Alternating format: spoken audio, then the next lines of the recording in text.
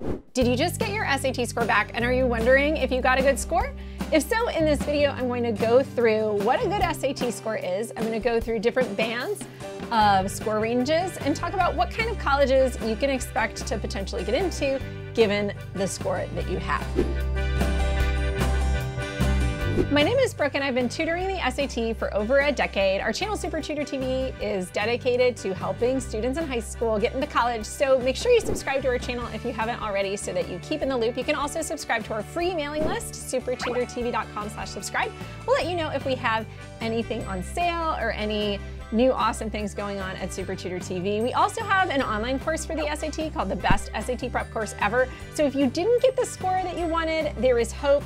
You can improve it not only through our YouTube videos, which are totally free, so again, subscribe if you haven't, but also through our online course. It's like what I do with my private students.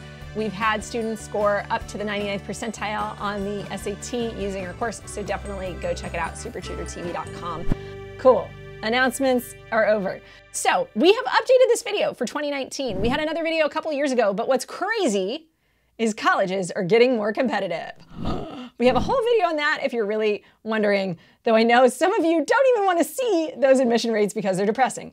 In any case, we've updated this particular video with new numbers from 2019. And as you'll see if you watched our other video, there have been some changes. So we made adjustments kind of to our lists and what numbers get you in where, et cetera, et cetera. Now, for all of these ranges, what I've done is I focused on the average admit score for a particular school. That doesn't mean that that school doesn't admit anyone that gets a higher score, nor does it mean that that school doesn't admit anyone that has a lower score. Schools admit a range of students with a range of scores. And some schools are going to emphasize test scores way more than other factors, whereas other schools may even be test optional or may emphasize GPA, etc. So don't freak out if your score isn't where you want it to be. You have a lot of options. You can look at test optional schools. You can also prep for the test again and study again. We have so many free videos on our channel, so don't have a meltdown. It will be okay. We are here for you. No matter what situation you're in, we will figure it out, okay? First, let's start with what's an average SAT score. The average score on the SAT in 2019 so far is 1068, according to the College Board. That's up from the class of 2018, which was clocking in at 1060. So it's gone up 8 points, but what I'm seeing in a lot of these colleges, if we look at the lists that I'm about to go through with you guys, is that schools are jumping up in lists, meaning that you have to get a higher SAT score now than ever before at a lot of colleges and universities because things are just getting more competitive. In any case, an average SAT score is usually something between like 1,000 and 1,100. Most people can go to college, to a four-year university, if you have a score in that range. What are you looking at in terms of colleges? Well, there's a lot of colleges out there. You're looking at regional colleges. You're looking at smaller state universities. So in California, that's like the Cal State system. Cal State Fullerton, Cal State Northridge, colleges like this. Some of them are huge universities. Okay, let's talk about an above average score. So if you're a little bit higher than that, you would be in like the above average score band. And that's maybe an 1,100 to an 1,190. You might be able to get into a few more competitive schools. These tend to be lower ranked state universities, again, regional colleges. That's kind of what you're looking at if you're below about a 1,200. The other thing that I'll say, if you're sort of in this above average range, you may actually be able to get into schools whose average scores tend to be more in the good category. So just because you're in this band doesn't mean that you can't hop, skip, or jump one or maybe even two bands above if you have a really compelling portfolio. For example, if you are an athlete or if you have amazing grades or a perfect GPA. Sometimes those things can outweigh a bad test score, especially in this kind of range. So don't freak out if you have like an 1150 on your SAT, but you have total straight A's in your valedictorian of your class. You still probably can get into a university that's even beyond what these universities we have listed are. So don't be discouraged, but here at least you can see on average where you can expect to be a fit. That means you have a good chance of admission at a school like this because you're right in the middle range of the kind of students that they accept. All right, let's move on to a good SAT score. So a good SAT score is going to place you in the top quarter of test takers. That's on average about a 1,200 or above, like 1,200 to 1,300. If you are in this top quartile, you generally can get into some very well-known state universities. You're also looking at many colleges in the 50 to say 150 ranking range. As you can see, we're starting to get into schools you guys have heard of. schools with big athletic departments, schools that are really, really large but have generous admissions rates. I really like big schools for students in the score range a lot of the time because I find that what you can do is you can get that kind of name recognition, but if your score is not, super perfect, you're still going to be able to get that kind of an education. Many of these schools too will have honors programs or specialty programs that you might qualify for if you get higher scores, but at least this will get you in. The other thing that I'm going to say is every school is different. You can have a school that's ranked 55th and it might have more stringent test requirements than a school that is ranked 25th. For example, the UC system notoriously de-emphasizes test scores. So if you have an awesome GPA and you're valedictorian of your class, you can still probably get into UC Berkeley or UCLA or something like that, even if your test score is terrible, because of the admission profile of that school. So know that this doesn't tell the whole picture. There are a lot of pieces to the admissions puzzle. So don't freak out if your score isn't as high as you think it should be. Check into the schools that you're looking at. You can look up lots of different charts and graphs to get a clearer picture, but this at least gives you a ballpark for what you're looking at. Let's continue on and talk about what a very good SAT score is. A very good SAT score, I would say, is somewhere between a 1300 and a 1400. You're looking at probably top 40 to 100 schools that you could receive admission to that would be fit schools, meaning their average score is around what you got. We're looking for like mid 600s on each, or sometimes we'll have like 600s on one test and then maybe 700 plus on the other. In this range, you're going to see some schools that have a bit of a mismatch with score ranges, meaning some of these schools might have higher math ranges than the writing and language and reading section. There are many more people who do well on the math section on these tests for whatever reason than on the reading and writing and language section. So that's a common kind of score gap that I see, and some schools in this range are going to look for students with that score gap where that higher math score is going to maybe be an edge for them. Brandeis University, that's a good example. 650 to 780 is their 25th to 75th percentile in the math, but 630 to 720 is their verbal. So you can see that math goes all the way up to 780. So there's some people totally rocking the math section that got into Brandeis.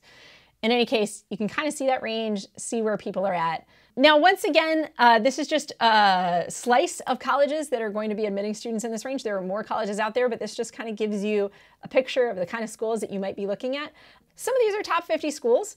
Others might be top 100 schools, and there are probably even schools that like to see scores like this that are even more highly ranked. But I would call this a very good SAT score. It's gonna put you in the running for some great schools. Another thing that I'm gonna add in here is the fact that as we move up the ladder, some engineering programs are gonna be more competitive than the general school, and some programs like art programs may be less competitive when it comes to test scores.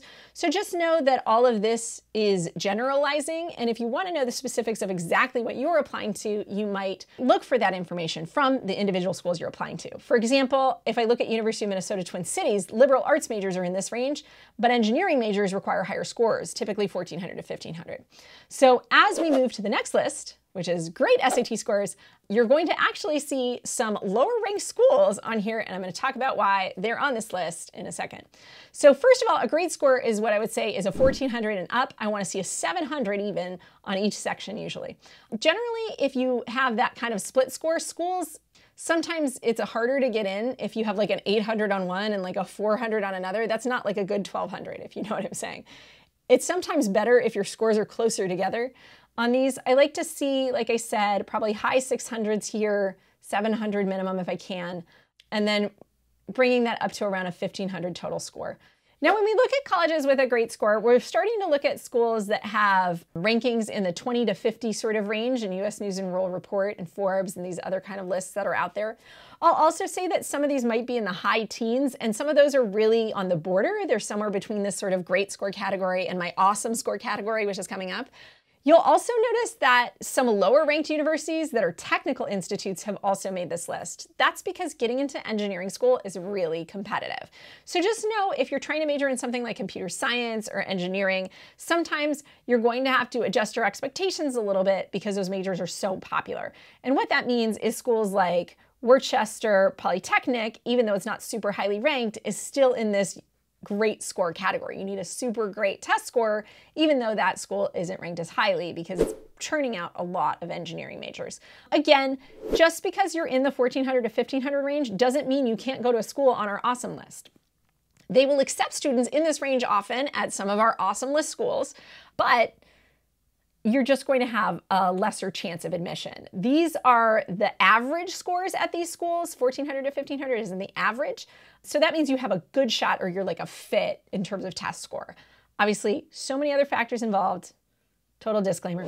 Awesome score is coming up next. Are you ready for it? Awesome score. What's an awesome SAT score? I like to say 1,500 or above for most students. 1,550 or above if you're in a super competitive environment. The difference is between a 1,500 and 1,550, well, it kind of depends on how much of a wow factor you have. Sometimes if you have an amazing wow factor, a 1,500 even is enough, depending on your background, your socioeconomic class, whether you go to a really competitive prep school, all those kind of things. Those can also play into how you are viewed by a college admissions team, right? If you go to super elite private school in Los Angeles, it's going to be harder than if you are from Iowa and you go to a random public school. The bar is going to change. So just know that like 1,500 is my general advice line where you want to at least aim for if you're trying to get into one of these schools. Activities and essays matter the most after you kind of get to that 1,500. But at the same time, if a school is down to 2 kids and they have to pick one and they're literally identical students and one has a 1,550 and one has a 1,500, guess who probably gets in? So the differential in score between like a 1,550 or a 1,500, it can be like tiebreaker kind of stuff. It's probably not going to make or break you. At the same time, I want to see mid 700s and above on each section. And that's the other thing that I'll say. If you have a 1,500 and it's a perfect 800 and a solid 700, I would try to get that 700 up. But if it's 750, 750, that's going to be a more acceptable score generally. And it just depends on where you're applying. As you can see, this list has grown since 2 years ago. I expect it to grow again in the next 2 years. So everything that's on the great score, some of those colleges like Cornell is probably going to be on this list next time I do a video like this. So be aware. Now, I don't want to discourage you. If you're from a background where you don't have any money for SAT prep, you're doing everything you can, you know, you're underprivileged or whatever it is, you still have a shot. If you're a varsity athlete, you still have a shot. If you're phenomenal and you have a great story, you still have a shot. So don't be discouraged. I'm not telling you not to apply just because you don't have this kind of a score range, but it's something to take into account in case you want to retake the SAT.